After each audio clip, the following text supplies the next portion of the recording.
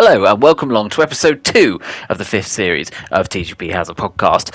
Hope you all enjoyed last week's episode in which we had a chance to have a chat with Shane, one of the more successful drivers we've had in recent series, and one very much who's hoping to take the fight to Softy and our raging TGP1 champion Cam.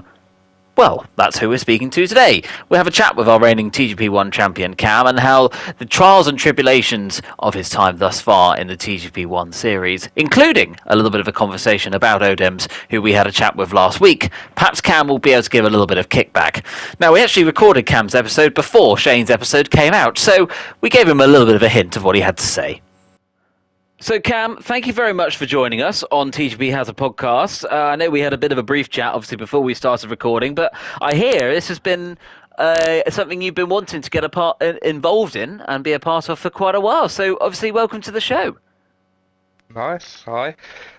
Yeah, I kept seeing them pop up on the TGP Twitter or X as it's called, and it's something that I probably wouldn't sit down and listen to, but I quite like to just sit down and talk about TGP, especially after kind of the season we've just had. So it's quite nice to finally be asked to do one.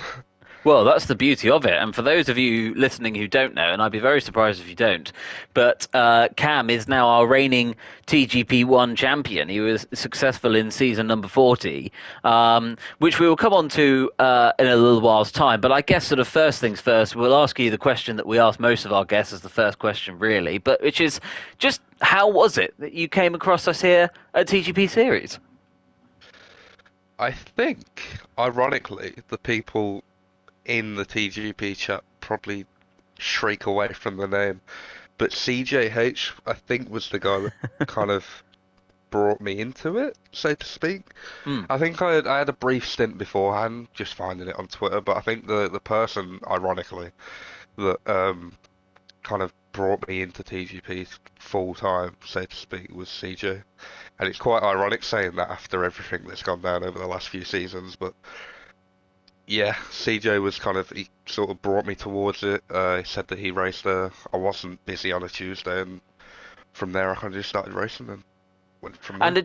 had you been taking part in other leagues before, or is TGB Series your first foray into league racing? And how is it you'd come about to get involved in that sense?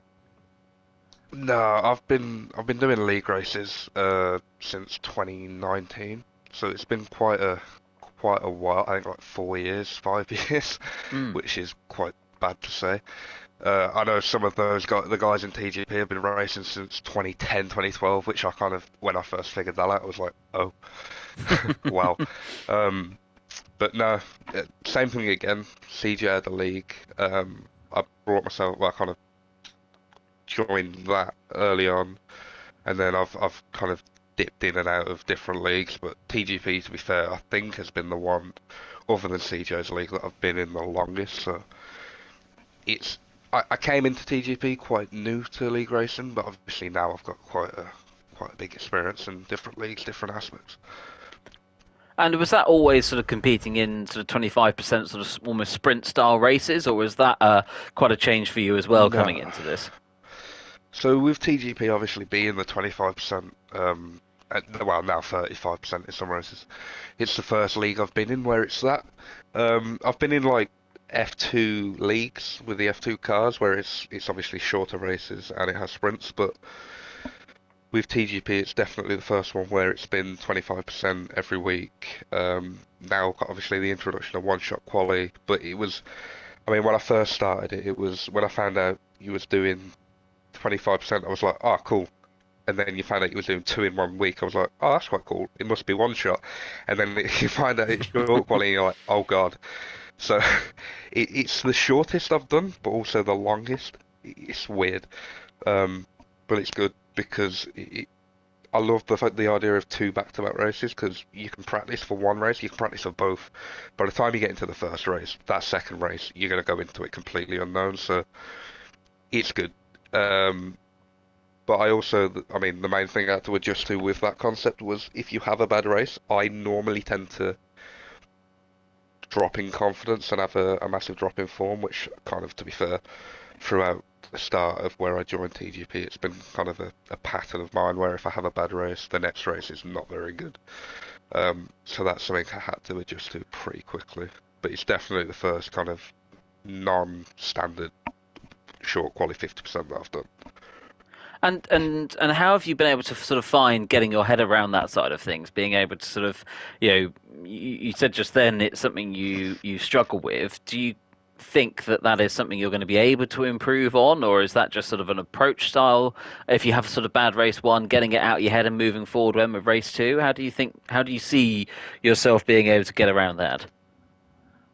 Well, I think this season in particular, obviously we'll touch on it more, but to me, just I don't understand it because my main issue was that confidence into the second race after a bad start. But this season, I don't know what happened. I didn't change anything in particular. It just clicked, and all of a sudden, I was able to kind of move on from a bad race pretty quickly and into the second one and just refocus. Um, there were times this season where I did have a really bad race one. Um, but I don't know. I don't know. I feel like although obviously we'll touch on it, but although I was in a title fight, I didn't feel under pressure. Mm. And in the first couple of seasons in TGP, for me personally, I knew how long everyone had known each other. Like Dan, Gene, Dom, everyone's known each other for so long. So coming in, I was always concerned about, you know, ruining someone's race and everyone turning on me, if that makes sense. So um, I think this season, because it was so different compared to anything that I'd experienced before in like I think I started season 33 or something like that. Mm. The previous seasons, it it just helped me to focus on me and not focus on every other driver. Uh, so even after a bad race, it was I could just reset, go, okay, that was a really bad race, but you've got the next one, rather than what I was doing every other race before and going, I've had a bad race. There's really no point to even try for this next one because my weekend, effectively, the race week is done. And it's that. Do you see yourself sort of being able now? Um, to I know you said sort of in the most previous season, which I know we'll talk about a lot more in due course, Yeah. but you were able by accident almost just to put that first race behind you. Is there something you can learn from the seasons just done that's going to enable you to tap into that mindset? Bad race one, second race, got to put that behind me, got to crack on. Is that something you can sort of come across again, do you think, or is that just purely going to be Well, chance? I don't think it will happen again in regards to. I don't think I'm going to have to worry about any race now because my mindset with TGP was whenever I enter well, not just TGP, whenever I enter a league, I want to win it. I don't care how I win it, when I win it. I just want to win it. So what I normally do is I've done it in different leagues like VSL, which is a common one for some of the guys in TGP. Is I was in a title fight in that league and I was doing really well, and then I bottled it. I think last season I was doing quite well in TGP, and then I just went on a massive run of bad results. This season, now I've got the title. Every other season, I don't have any pressure on myself because Mm. I never intend on going into a league and going, I want to be the best. I want to win three, four, five titles. I want to win one title, and then once I've done that, I've got my name in the record book. Season 40 is Yes. quite a nice number to be fair. Nice round number, isn't it? Yeah. Um, so now that I've got that, I don't have the pressure of, right, you've got to do this, this, this. You've got to win this season because it might not be it might be your last chance, and that's gone now. So if I have a bad race, I'm like, okay, where am I in the championship? If I'm fifth, sixth, I'm like, okay, let's just have a bit of fun in the next race. Let's not put too much pressure on. If Mm. I'm like second, third, God help it, first, then obviously there will be a bit of pressure, but I'm not going to drill into myself, you have to do this. You're never going to do it again. So there is a lot more of a calm approach to every single race now. And do you think that that you can really sort of embrace and enjoy it a bit more as well? Because it sounds like when you've been racing before, you've been putting yourself under a lot of pressure and Yeah. perhaps not enjoying it as much. Would that be fair to say? Well, it's weird. I enjoyed the good moments, but I hated the bad moments. Hmm. It was more of a every single mistake, even if it was I'd go wide and lose two, three places, I would kick myself and I'd be like, you've messed that up again. Because I just had a history of bottling race results when it looked easy. Not for wins, not for like podiums, just the position I'm in. It looks easy, and then I do something completely random and throw away it. And that ruined it for me looking back, because I'd look back on the week and go, well, that's a week wasted. What was the point? Mm. But now, I mean, even again, we'll touch on it, but even after I'd won the title in Vegas, Abu Dhabi was so good. I was in a party with one of the other drivers, and it was just, I was so relaxed. It didn't, I think I qualified quite bad, but even the race itself, I didn't care if I won. I Really? just cared to have a bit of fun and battle, and there was so many good battles throughout the season. But that last race, I was so calm, relaxed. I wasn't tensed up at all. It was the best race in TGP I think I've ever had in regards to enjoyment. Gosh, that's saying something. Um, well, obviously, before we got to that point, you started out doing occasional races all the way back in season 37, which, if I remember rightly, was on F1 2021. And it didn't take long for you to get your first race victory. It came in France that same season. Uh, Yeah. Um, what do you, I guess, firstly, what do you remember from that race? But also, what did you sort of, did you feel yourself doing something different going into it? Perhaps had you got used to the format a little bit more at that point, or? Well, that race, I only remember it. I don't remember it for being my first win. I just remember it. Well, I do, but I remember my first win more for beating Softy to get the first win. That's all I remember it for, because That's quite a big obviously moment. I was quite new, um, and I didn't really know anyone. But all you kept hearing on commentary, because I normally listen to the commentary when I race just to take my mind off I know it sounds stupid, but take my mind off the race so I'm not just nervous, I guess. Mm. But every race beforehand, it was Softy wins the race, Softy gets pole, Softy is on his way to his record-breaking win, record-breaking championship. And I remember that race. I won my first race, I overtook him on the last lap, and I stopped him breaking the win record. And it might sound really selfish, but I was like, that adds a little bit more onto the win for me, because That's interesting. I've stopped him getting the record, but I've also beat the guy that looked unbeatable at that time. So to win the first race was awesome. France, I think I got 3 poles, 2 poles in a row across different seasons, it was a good hunting ground. Um, but that race, I approached it not expecting to win. I think I got pole and I was like, what? Um, and then I think I sat in second for the majority of that race because I was like, I'm just gonna kill him on the last lap. Um, Flew past him on the back straight. I almost lost it though because I ran wide in the last sector and Softy almost got me in the last corner, but managed to get the win. Beat the man that was sailing towards the championship that season, and yeah, it made the win a little bit sweeter. So do you think that win felt special purely because you beat Softy as opposed then to it being your first race victory? Yeah. So I'd won races in different leagues like before that point. I was always, the goal is always to win every race you start. It has to be, regardless of your pace, your experience. You've got to go into a race thinking, I don't care how it happens. I need to win this race. I want to win Mm. this race. But the whole time it added, although it felt sweeter at the end, I was a lot more nervous because I was going into the last lap and I was thinking he's got to have an extra gear because I could have sailed past him a couple of times, but you've got to have an extra gear, so I've got to hook this last corner, like the corner onto the main straight up. Yeah. And then I got to the main straight and I was like, oh, he doesn't have an extra gear. He just In my head the entire race, I was overthinking, do I do it the lap before the last lap? Do I do it on the last lap? And I went for it on the last lap, expecting him to have like an overdrive. He just didn't have an overdrive. So it was almost like I was quicker than the champion the entire race, and he had nothing to answer for it, which I just did not expect at all. I thought my first race in TGP win might have just been some fluke where the race leaders crashed, but Mm. to do it against Softy on pace was, yeah, it made it a lot better. And do you think then, interestingly, with that, um, that again helped change your sort of mind towards sort of sprint racing? The fact that you were going for Yeah. it, but thinking that someone was keeping something in reserve, which perhaps is a little bit more traditional in that sort of slightly longer percentage races. Yeah, but I think the idea of Softy having a little bit more to give was because I didn't He's really softy. believe. Yeah, I didn't really Mm. believe that in that race I was quicker than him. But then as I said, we got to that last straight. I expected him just to. I don't know what it was. I just thought he'd have more grip out of the quick right hander, quick left hander, and just be too far ahead.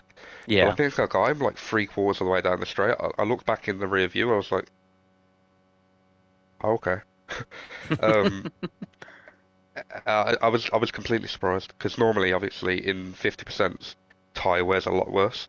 Yes. So my natural thinking was he's got to have saved his tyres or he's got to have saved ER. I don't know. I can't remember if ERS was a thing then, but that's all I could think about. And then when I got past him, it was like, oh, okay, maybe these guys don't actually have a massive difference in tyre saving or ERS management in a 25% race.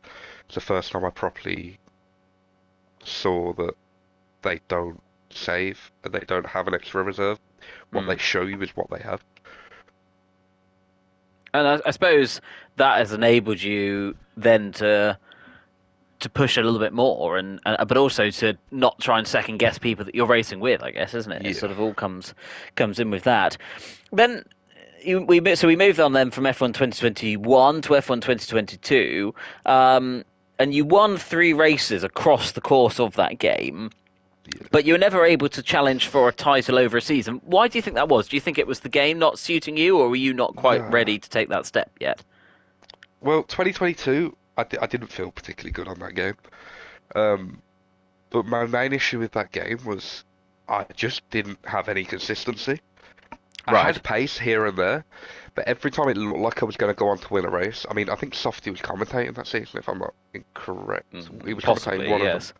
Um, and every race it would be Softy going, "Oh, he's done it again." Because I'd be in a good position, I'd spin, I'd do a questionable pit stop, and it got to the point where I think throughout the season they were asking, "Who do you think could fight for this title?" And gradually more, it kept going. NZL Cam looks like he's and he's not going to win it. So I don't know what it was with F1 22 or F1 2022, but it just was not my game. I don't even remember what races I won. I think I won one Belgium race or an Austria Right. race. Oh, that was it. I won an Austria race by like 10 seconds randomly. Um, but I think that's about as good as it got for me on that game. That was sort of the peak, so to speak. Yeah, And so let's take a step then on to F1 23. So we've had one yeah. season on the game so far in TGP one, and well, long story short, you've won it. But there's a lot to break down within that, really, when you sort of look at it. I mean, firstly, you won both races on the opening night. Was that Yeah. something that you expected to happen? No. Um, I think in qualifying, because I think Shane just blitzed both poles. I was in a party with, I think it was Key. I think I was in a party with Key. And as soon as Shane got pole, I was like, oh, great, it's this again. Because um, I don't know whether the people listening will know, but Shane won like 13 races the season before. Yeah, It he was well he won 10 rather of the annoying. first 11. Let's not forget.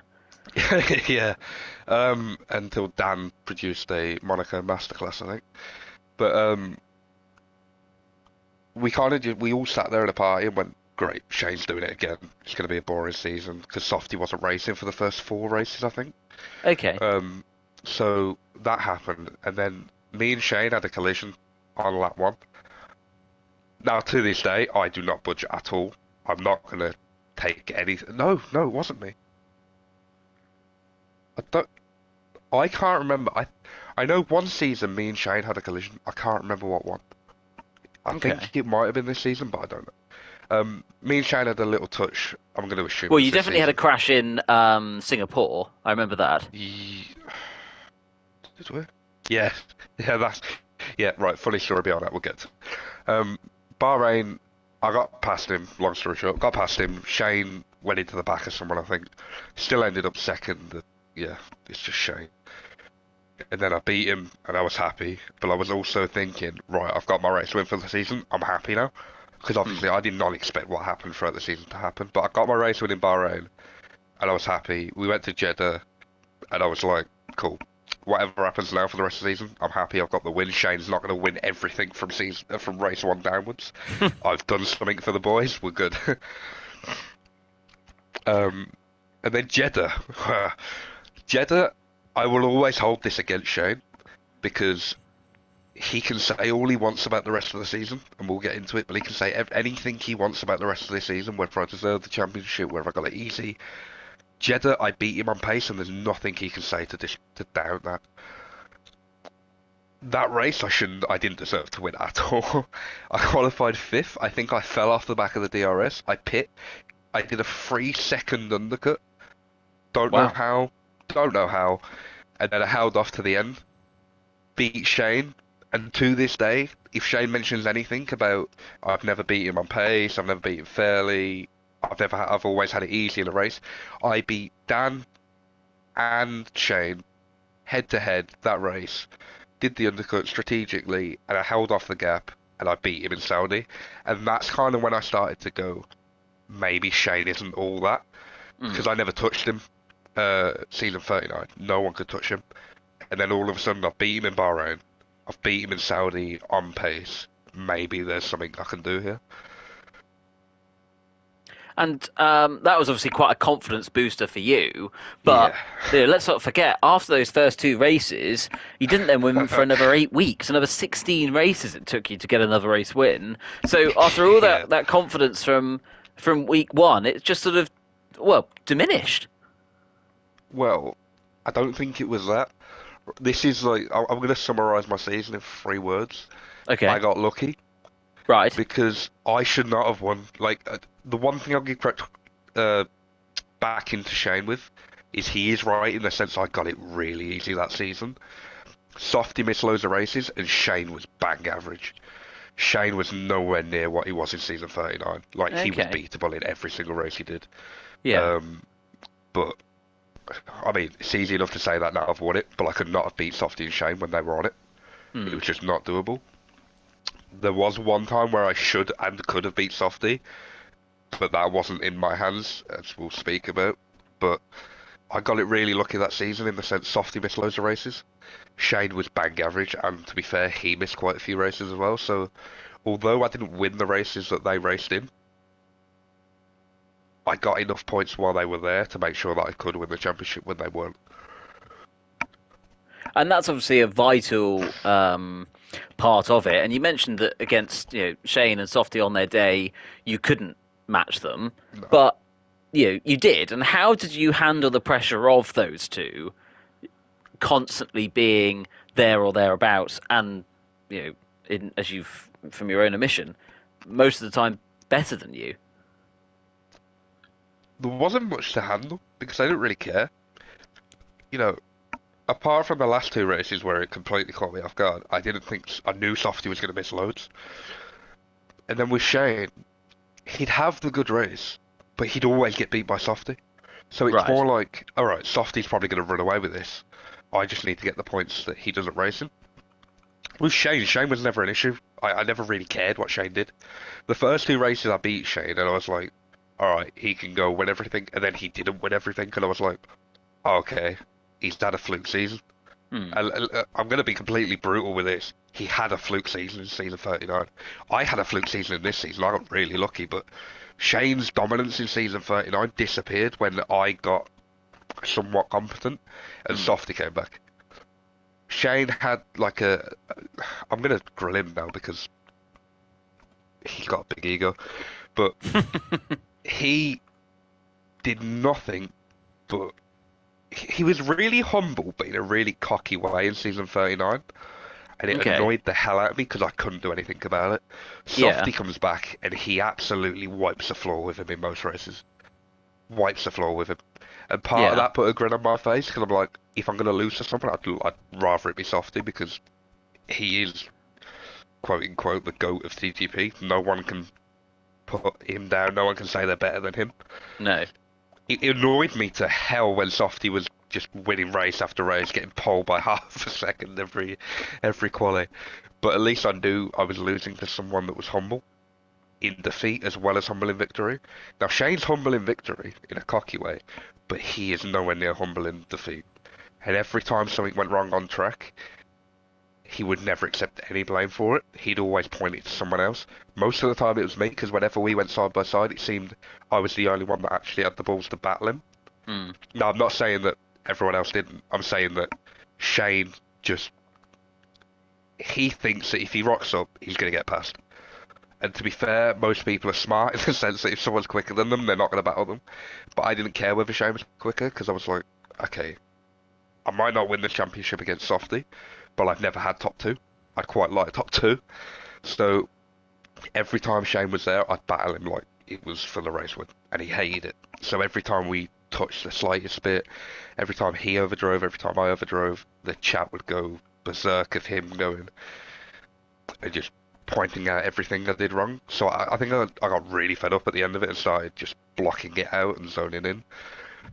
But there was no pressure, to speak. There was just more of a pride thing where I refused to back down to Shane.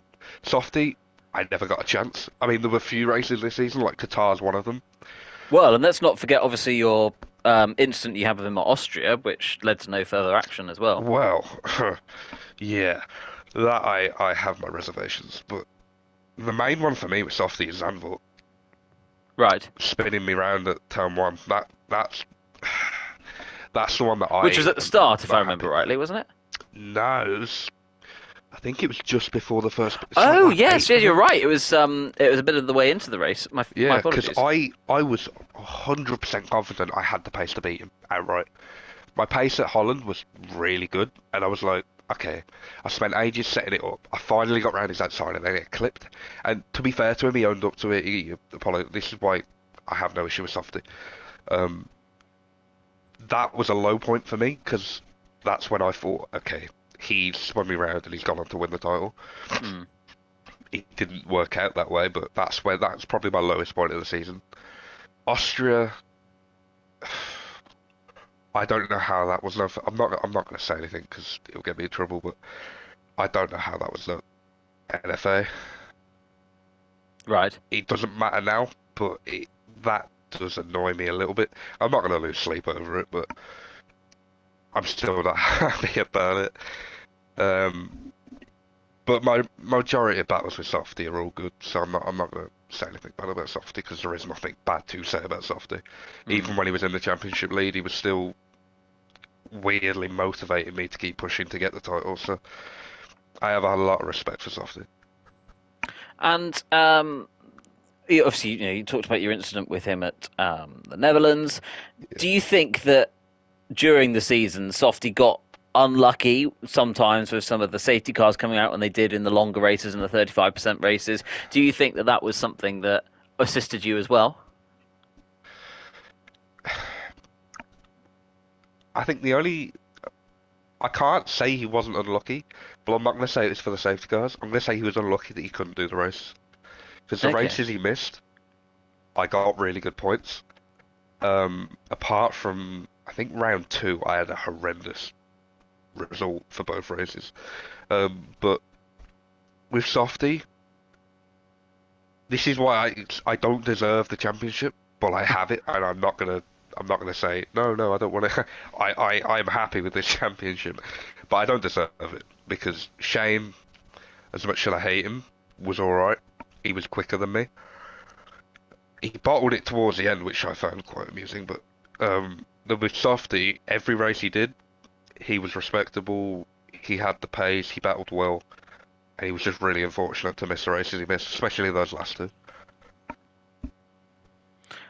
Well, that's what it came down to at the end, wasn't it? Those last two races, you went into it. Um, oh, I'm trying to remember now. You needed 18 points on 18. the final night to win the title. Yeah, With obviously Softy not being there. Did you feel much pressure going into those races, or did you feel, yeah, like I've got this on yeah. the wraps? No, I honestly, I don't know what it was. I think I averaged like 24 points a race, but I don't know what it was. Going into that last week, I had so much doubt that I could get 18 points. And then, Okay. I don't know whether you want me to jump into Vegas or not, but Well, yeah, no, no, Vegas, please do. yeah, okay. Vegas, I got pole, which I did not expect. I thought I'd be like fifth, sixth, because I'm really bad at Vegas. Sorry about that. With Vegas, I'm not very quick. Um, and then we got to quali. I got pole. I think it was by like 3 tenths, which completely surprised me. Mm. And then I disappeared at the start of the race, and I kind of kept going to the people in the party. I was like, okay, I might actually win it in Vegas. But I can't remember who it was. It was Gene and Dan, Yes. I think, and they were coming like a steam train. I, I was so scared at the end because I think it was every lap for the last 5 laps, they were taking 2 seconds a lap with a toe, Gosh. and I just kept looking behind me and going, They're coming. ah, there's not much I Well, can do we if they could catch sort me. of see it in the commentary box. We could sort of see them coming, but we didn't know Oh, it was quite. just coming and coming and coming. It was Yeah, we didn't painful. know how quickly it was going to happen. I didn't. I couldn't explain it. I was sat there. I was like, "Huh?" I just kept looking up at the timesheet, and I was like, "How? I don't understand how they're catching me like that so quick." And then we got to the last. I think I got it by like 2 tenths or something like that at the end. It went from 7 to 8 seconds to 2 tenths on the last lap. It was, yeah. Saying winning the championship was easy on that race was a bit of an understatement. Yeah, and I suppose as well then with that you sort of got to Las Vegas, you got to the finish line, championship done and Yeah. dusted. People bearing down on you. Did you sort of feel like you had to work that? Because my memory serves me right as well. You pitted quite early. I pit like 3 laps early, I think, because they Yeah. were catching me and they were going to get the DRS. But I kind of went, my only way to win this race, I'm just without any hassle, is to pit really early and hope the tires stick. The tires did not stick, and it wasn't without hassle. So it didn't work, but it did work. I did what I needed to do. It was stressful, but it it was worth it in the end. Yeah. And so then we moved on to Abu Dhabi, where you said, pressure's Yeah, off, you could breathe, Abu Dhabi was fun. enjoy your race, and you did, and you put in quite a good drive. It was fun. Quali was horrific. To win the championship. Because I think there was some sort of stat. I remember it was either you or your co-commentator said the person that wins the championship never does well in the last race. If they win it early, they never do well at Abu Dhabi. Oh, I I think think that was the co-commentator. I can't take any credit for I that one. remember Jack Hickman when he won the title against Key. I don't know what happened. He had a horrendous Abu Dhabi. So I was sat there and I teased that it was going to be really bad because I qualified fifth Hmm. after sticking it on pole and winning Vegas. I qualified fifth, which was my lowest quali in a long time. Um, and then I kind of just steamrolled my way to the lead, checked out a bit, and it was just the pace in the race because I was so chilled out. I just went from third gear to fifth, and it just. I'm not gonna say. Well, I'm gonna say it was quite easy. Abu Dhabi was quite easy because they were all battling because they all had their own little battles in their championship. I was the only one that had nothing to lose, Yes. so I was like, all right, see you in a bit. Um, Fun fact with Abu Dhabi. I never actually wanted to win Abu Dhabi until the last corner where Fishy spun key round. Oh yeah. I Gosh, don't I know whether remember you that. saw. I think you thought I ran out of fuel. I never ran out of fuel. I think I was 7 seconds in the lead. I dropped about 5 seconds because I was going to pull over for Key because he hadn't won a race all season. Oh right. So I was like, Well, Key, Fishy if you made can, sure he didn't. yeah, I know. I went to him literally lap one. I went, if I'm in the lead of the race at the last lap and you're second, I'll pull up. I don't care where I finish. If I drop to fifth or something, I'll pull up and you can win it. Yeah. And it was all looking good, so I backed off massively. And then I kind of went, ah, Fishy spun you around. I'll win. But I felt really bad for Key because although he's lost his pace, he's still put in a massive shift. He did what he needed to do. He won the constructors, and Key was a big part of that. Yeah. Um, he wasn't high up in the championship, but the points he got were needed, and I almost wanted to reward him with a win, if that makes any sort of sense. But it was quite sad that I saw him spun around because that win was his, and it got taken away from him. Well, I mean, you've hit the nail on the head there to a certain degree. Really, that was it was such a shame for him to Yeah. be in that situation, wasn't it? Really. Well, he knew he had the win coming as well, so it was even Yeah. more gutting. I Yeah. told him Uh, on lap one. oh, so you said to him that's going to happen Yeah, regardless. I went, if I'm in the Okay. lead, I'll pull over. If you're And second, that is. and the plan almost worked. Yeah. Well, it would have worked. I think he has 6 cents on fishing. Fishy just let go of the brakes and spun him around, which was quite annoying, but it is what it You, is. your sort of usual last lap chaos, I guess, to a certain degree. Yeah. Um, Yep. so let's take a look at next season then. So going into season 41, can you defend your title? No. And why is that? Honest answer, no. Because you've got Softy that's going to do every race. You've got Shane that's going to do every race. I can't beat them head to head. This season, I've completed my TGP goal of I'm in the books as a champion, Hmm. but I don't think I'll ever do it again. The whole way through the season, I think I kept saying it in the chat. I was like, if I don't win it this season, I don't think I'm ever going to win it again. So you think that was your one I opportunity? think that was my one chance, and I took it basically. So that makes that season. I've checked it off. It's done. Um, I'm going to be honest. If Softy and Shane race every week, I don't think I'll win a race next season. That's how kind of realistic I am. But you look But back at TGP as a whole, and you've always had good pace. I mean, you've taken 8 race wins and 12 pole positions. I mean, particularly one yeah, lap, I'd say that you're a match for them. Do you not think? it really depends because what I tend to do is whenever I'm fighting with people that are just blatantly quicker than me, there's not much I can do. Unless Hmm. I'm in the lead, I'm really good at defending when they don't want me to defend. Right. Um, I can be an absolute roadblock for people if they annoy me. I don't normally do it if I'm fighting for a win or something. I'll just tend to sit in the DRS train. But if someone annoys me, I will just park it. um, but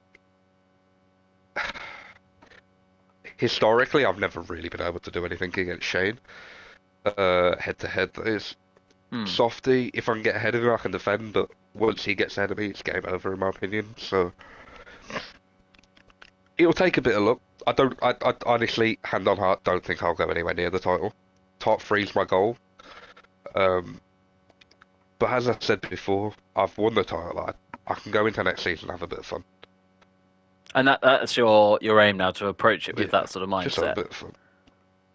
And if race wins and all the rest come with it, then that's a And bonus. not DNF in Monaco. And not DNF in Monaco, quite right. Um, so that's sort of looking ahead with Formula One racing. But let's not forget, you Yeah, have taken part in other TGP leagues and events as well, we could say. yeah.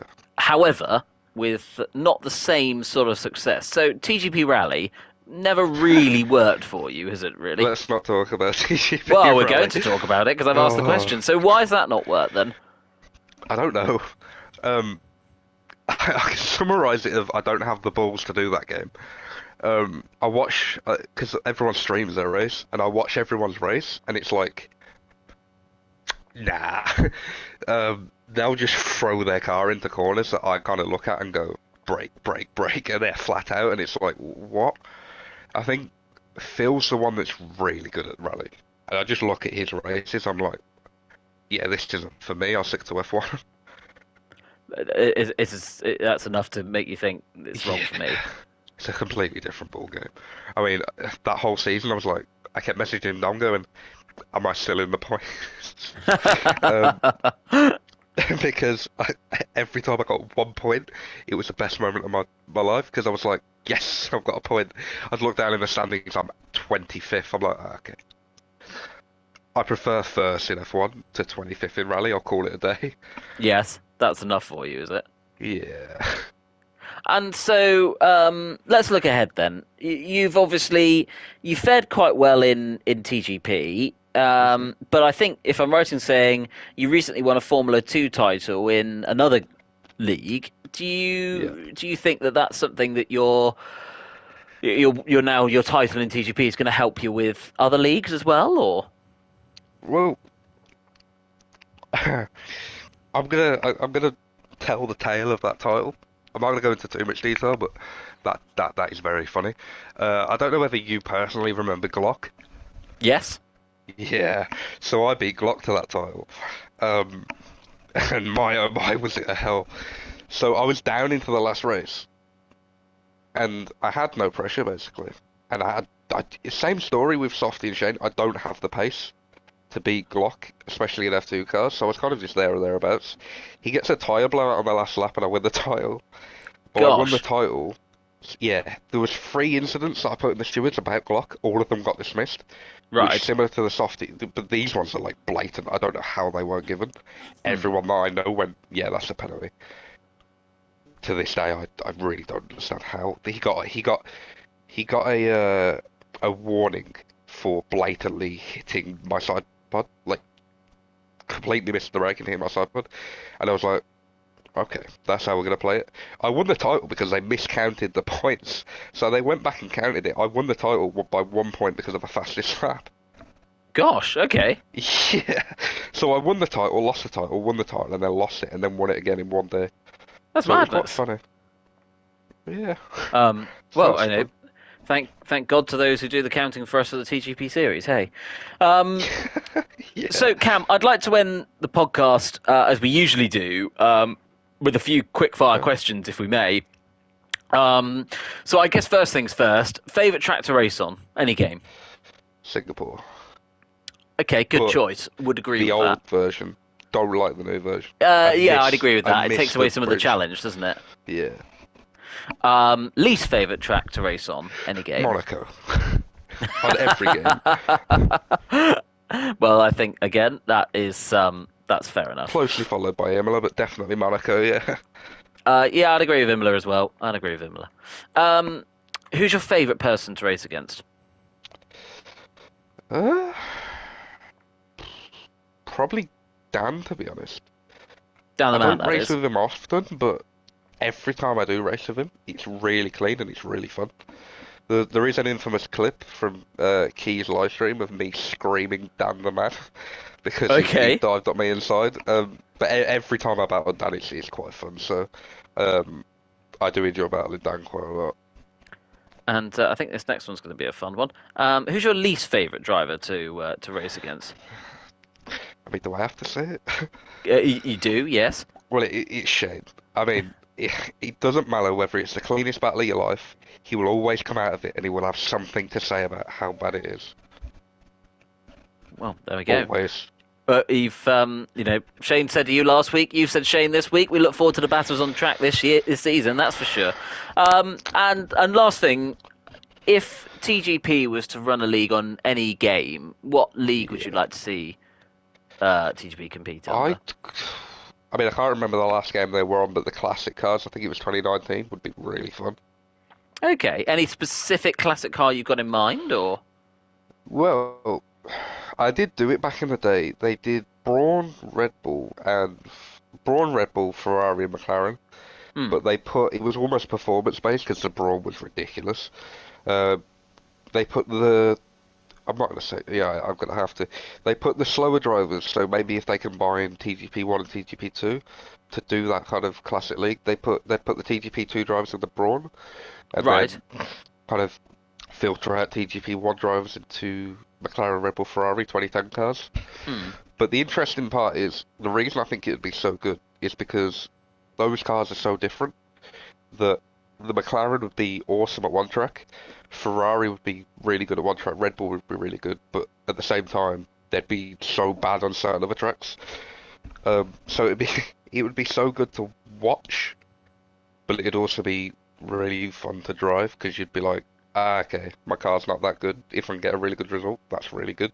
It would be But a good also the people spectacle, is in what you're sort of yeah, but saying, I also the think. people in the Brawn, they're kind of good everywhere, so they can go into the races going, right, I've got a chance to win. So Yes. it'd be good for everyone, basically.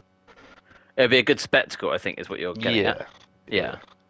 Well, Cam, it's been an absolute pleasure having you onto the podcast, and I'm glad to hear you were so Yeah, it's been keen to fun. get onto it, and that we've finally been able to get you on. I think that's excellent to hear. So we'll obviously be seeing you on track again very soon.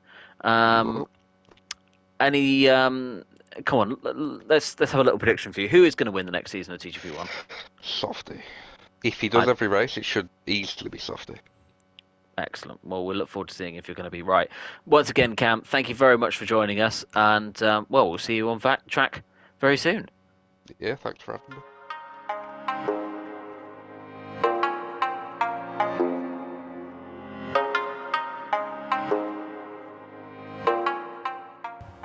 So there we have it, a chat with our reigning TGP1 champion, a man who you have to say is actually quite modest with his success thus far and humble with his successes and his championship victory, and very much someone who we're happy to have in the TGP series. Next week, however, we have a slightly more controversial figure and someone who's been involved in many good and bad points that TGP series has experienced over its now 13-year history coming up.